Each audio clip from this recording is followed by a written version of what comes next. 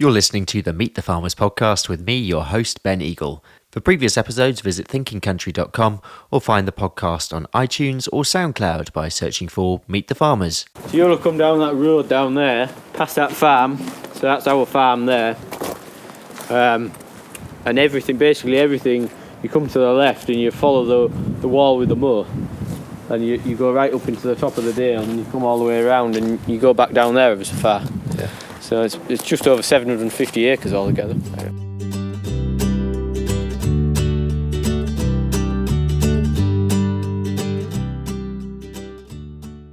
Hello everyone and welcome to the show. This is episode 60 of Meet the Farmers. We're talking all about care farming today, and I travelled to the North Yorkshire moors to visit Robin Asquith, the farm manager at High Farm, Botton Village. Robin is a director of Care Farming UK. He was also 2016 Nuffield Farming Scholar and a finalist in the 2015 Farmers Weekly Farm Manager of the Year Awards. Care or social farming is basically a farming model that provides opportunities, both therapeutic and work-based, for adults with mental health issues, depression, dementia, physical and acquired brain injuries. There are now around 240 care farming businesses in the UK. For now though, let's head to Yorkshire and Robin. The Camphill Village Trust has always had farms. It's a land-based community, but due to various issues, the sort of farms got put to one side while the charity focused on other issues. But now it's time to build. So we've got a beef herd, a small dairy herd. We've got a flock of sheep and we've got a few pigs as well. And now we're looking to increase numbers of what we have got to make it a little bit more sustainable. I think I'm right in saying that you grew up on a soft fruit farm. Yeah, I grew up over the hill, as I like to say. Not that far away. Not that far away, no, over in on the outskirts of Pickering. Yeah, so my family had a soft fruit farm, so I spent my summers picking strawberries and raspberries and potatoes and things like that. I really love that. That's where my real heart is, I guess, in soft fruit. Yeah, and then you ended up going to Hull to do geography. Yeah, I did, but before that I trained as a plumber. When I first left school, I did a plumbing apprenticeship for a couple of years, Okay. Which learnt some useful skills. I was going to say, I bet you still use those skills. Yeah, it's handy when you want a new bathroom or something like that, yeah. And then I went to the University of Hull, did a geography degree for 3 years. And then I worked in commercial horticulture. Worked in a plug plant nursery near Thirsk, where we were growing 180 million plants a year. So I was one of the growers there, overseeing the watering and pesticide applications and all that kind of thing. So would you say you're more of a plant man than a livestock man, or you like a bit of everything? I like a bit of both, really. Yeah, I got into me. I like my poultry. Me and my wife have our own poultry business at home, so we do traditional poultry predominantly for Christmas. I was going to say, you beat me to it with that question. I was going to talk about that later on. But so I bet you're busy with that at the moment.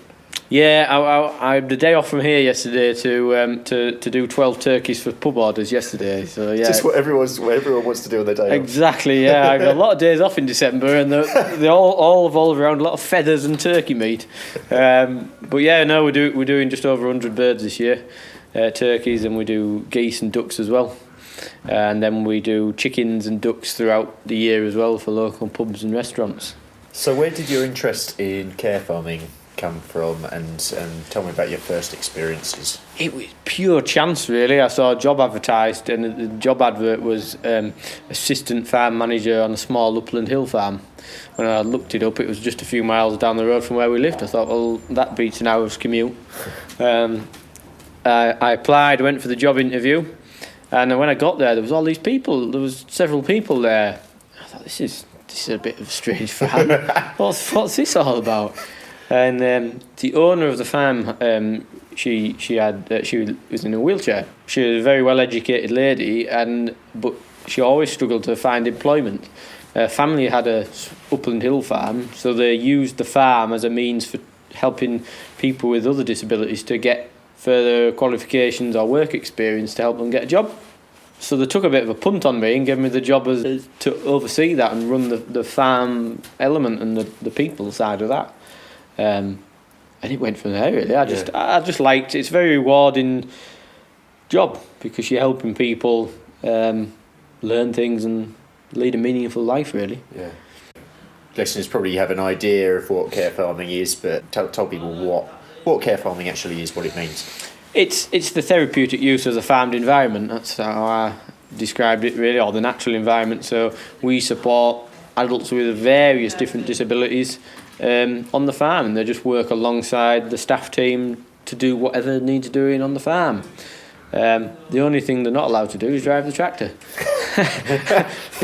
for obvious health and safety reasons. Mean man. Yeah. So tell me about your Nuffield and how that came about, because that was specifically about the future of care farming in this country. Yeah. So when I was running the other farm, at that point I didn't know that it was something called care farming. Didn't know that there was other farms doing that. We were just a little farm in the North York Moors trying to do a good thing. And then someone said, you want to do a Nuffield? I'd never heard of a Nuffield before. I said, what's that? I said, well, they pay you to go and travel the world for 8 weeks. I said, that sounds good. I said, I never really did any. I didn't do the standard gap year and go travelling or anything like that. And I looked into it a little bit more and thought, well, actually, there's a bit of relevance here. And I did a bit of desk research, and there's a lot of farms elsewhere in the world that support people on farms with disabilities. And I thought, well, we could probably learn something about that. So I applied for a Nuffield. I got through first time, much to my amazement.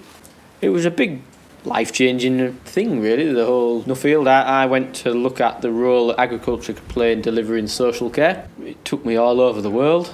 Went to North America, all Scandinavian countries, Holland, France, Italy, Germany, a lot of places I'd never been, places I probably never would have been if it wasn't for Nuffield. Have you got any good stories? The best story is when I went to Finland, actually. It was right up in the northern part of Finland, right, a real obscure place.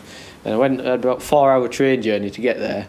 It only cost me like £6. It was amazing, like brilliant train travel. Anyway, got there and I was asked to speak at this conference about green care in Finland.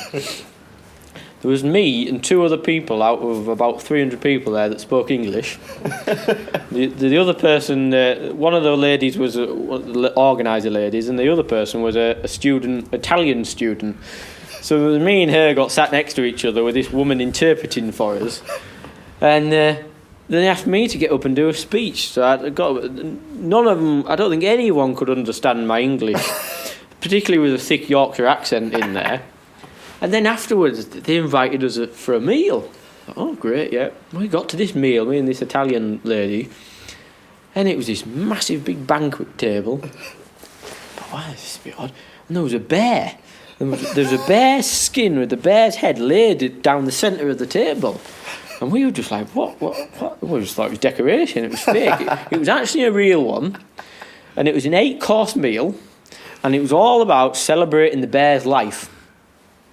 And part of the meal we ate bear. Okay. It was disgusting. Okay. It really not one recommended. No, for I Yorkshire? wouldn't. No, really tough. I didn't even know they had bears in Finland, but apparently we were only 10 miles from the Russian border. Okay. And so a big brown bear population, and part of it we had to stand up and we had to go and touch the bear and feel the bullet holes and say a prayer for the bear and all this kind of malarkey. It was just bizarre, and in between each course you had to drink this shot of red stuff.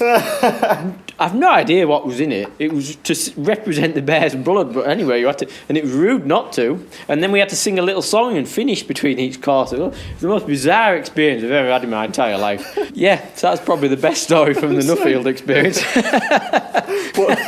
What were you actually trying to do in Finland? Was there a particular farm that you were going to? I was looking at they were starting to support adults with dementia outdoors there, so that's what I initially went to look for. I mean, the Scandinavian countries are really in touch with the outdoors. It's just part of their culture to be outside, to do exercise, to go for a walk, to be sympathetic to the environment and the climate and all that kind of thing. So they have a very different way of thinking to what we do here in the UK. So that's predominantly why I went to Scandinavia. Okay, because on the dementia front, you've started doing far more here on the farm here to support people who have dementia. Yeah, so that was one of the big things I came back from Nuffield was that people abroad support people living with dementia a hell of a lot better than we do in this country. Our social care sector and how we support people with dementia is shocking, really. And it got me thinking that someone who is an outdoor person who loves being outdoors, if I was to get a diagnosis of dementia or a similar illness and I had to access day support, I wouldn't want to be in a town centre sat in a miserable grey building doing something. I'd want to be outdoors. And so the whole idea now is that we support people living with dementia to come to the farm or the garden, to keep active, to continue doing the interests that they've always enjoyed doing, and also that social element. And we've had some good success with it now. Yeah, I was going to say, tell me about some of the stories of some of the people who've come to work here and what have they gone on to afterwards? Well, the best examples, a lad called James. He was our first, when we set this farm back up in 2016, he was our first paying client, as it were. And after about a year, he developed his skills to a point where we felt he needed a little bit more. He shouldn't really be paying us for we didn't need our support really anymore, but he did need a level of support. So we got some funding. Put him on a horticultural apprenticeship, and so 2-year apprenticeship. He was day release at a local agricultural college. He finished that in October. He passed, and now he's got himself a job working for a local grounds maintenance company. Yeah, that's brilliant. So that's a fantastic, and that's what we want people to help people move on. So someone like James, given the right level of support and the right level of funding first off, he's been able to develop and he's been able to move on, and now he can contribute to society and lead a full and independent life. And that I guess ultimately benefits the taxpayer. Yeah. And I think that's an important point as well here in terms of, I suppose, what farming can, those extra benefits that farming can give to society. But obviously you're a charity. Yep. But do you think that you are supported? There are enough support networks for the work that you do? Probably not. I don't think, if you look at your standard agricultural support like the NFU and the CLA and people like that, they're still a bit fuzzy about, they don't really understand what it is, and they can't really decide where it fits in with mainstream agriculture. We do have a good organisation in an organisation called Social Farms and Gardens, which is a national charity which supports care farmers. So the idea is to promote care farming and support care farmers or social farmers, and they've just received 1.4 million in funding through a joint project funded through DEFRA, the Department of Education and Natural England. They just launched the first programme in Yorkshire and Humber last week, actually. So I'm a regional facilitator, as somebody that's knowledgeable about this sector. So the idea is to help grow care farming opportunities and support existing care farmers, but also to champion in government, but also support organisations about what it is that social farms can do and can offer, really. So you obviously spend a fair amount of your time here, but you're also going off and supporting social farms elsewhere in the country as well. Yeah, so the charity that I work for, the Camphill Village Trust, we have 9 sites in England. So I oversee and help lead social farms and gardens on 6 of those sites. So we have one in St Albans, one in Watford, one in Gloucestershire, Stourbridge, Middlesbrough, and here in Botton. So yeah, I do a fair bit of travelling around and help train our staff and make sure the farms are providing meaningful opportunities for people, and that everyone that comes to our farms and gardens can lead a life of opportunity, really. You mentioned training there, which before we started recording, we were talking about actually the difficulty in finding, because you have to work in this kind of setting, you have to be good on the agriculture side, but also you need to be good with people. Yeah. How easy is it to find people like that? It's quite difficult. In the however many years I've been doing this now, we've always struggled to find farm staff who know which way round a cow is meant to be, but also are personable to people and have that patience and want to support people to develop. It's hard. We've got some cracking staff at the moment. Claire, who's our farm lead, she just won silver in the British Farming Awards in October, Farm Worker of the Year. I should be speaking to her instead. Yeah, maybe so. Yeah. So, but she comes from a unique background. I think she grew up on a family farm. She worked in farming, and then the family went out of agriculture. She worked in social care. And then this job enabled her to come back and do what she really loved doing, which was working with animals, but also working with people, which she also loved. So she's great because she understands both sides of things. Yeah.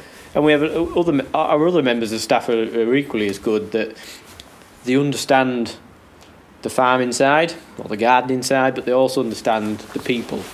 And I think everyone that works in this sector does it for the people. And you want to see people develop and people grow, but it is tricky because it's not everyone's cup of tea. You can get your traditional farmer, should we say, might struggle with the fact that certain jobs take us a lot longer. But it's quite nice in some ways that we haven't got that time pressure, because it's about the people and it's about the people developing. So we've just come inside into the farm office. Out of the cold. It is so much colder up here. I know I'm being a soft southerner, but it is a lot colder up here, just saying. This is warm. Tell me a bit about sort of wider land use on the farm and what your sort of projects and aims are when it comes to land management. Yeah, well, we've got quite an ambitious sort of 5-year plan really to turn around the land here. It's been neglected really prior to our arrival, so we've got the people side going, so now we need to get the pasture side going. So we'd like to work towards a system where it's sort of pasture fed beef and lamb. I think that's a good way to go with the climate as it is, in terms of people worried about emissions and cows farting and veganism, and I think being able to show that you're not feeding additional grains and things, but it fits really well with our organic system here. Yeah. We've got a massive fencing undertaking to do. We've got about 5,000 metres to do this year, and probably at least the same again over the next sort of 3-4 years. And that's just to get on top of lack of maintenance really. Yeah. But also we've got a lot of ditches and drains that are blocked. We're on quite not very fantastic ground as it is, so acidity is quite a problem. Yeah. We spread 240 tonne of lime this spring. We'll have to do soil tests again this spring, and I suspect there might be some more lime to spread again. So it is very much blank canvas at the moment. Yeah, we're starting from a base level and we're aiming to build. So we're quite understocked at the moment. So the idea is that we invest now and get the land back up to scratch and then we increase our stock numbers. There's no point getting loads of more stock now and then not having enough stuff to feed them. So, and because we're organic, we've got to do things and they're probably a little bit slower than you would on a more commercial system. Yeah. So in terms of thinking long-term future of the place, I'm guessing you've sort of got charitable aims as well. Yeah. So you've got your aims for the land and what you're trying to do, and then you've got your social and educational aims as well. Yep. Yeah. So the charity's aim is to support people to lead a life of opportunity. That's our strapline. and the farm plays an important part of that, and there's a wider national opinion changing of how we access the natural environment and how we can use farms and horticulture as a means of helping us with our health for the wider public. So I've been involved with a bit of the social prescribing work where doctors can prescribe time at a place such as a farm to help people with their health and well-being. So that's quite a key focus for this charity moving forwards, and being able to showcase and sort of almost be a pioneer or a leader in how we support people in a farm-based environment. Yeah. We've got an election coming up. By the time this episode comes out, it will already have happened, but I want to focus for a little bit of time on social care generally, and where we're going on a broad level with social care. From the perspective of the role of farming within social care, how could we integrate social farming and social care? There's a massive opportunity, regardless of who comes in at the next election. Social care in this country is about on its knees, really. We see it from the people we support. It's a lot harder to get funding for people that need funding. Some people aren't eligible for funding anymore, and so they miss out on opportunities.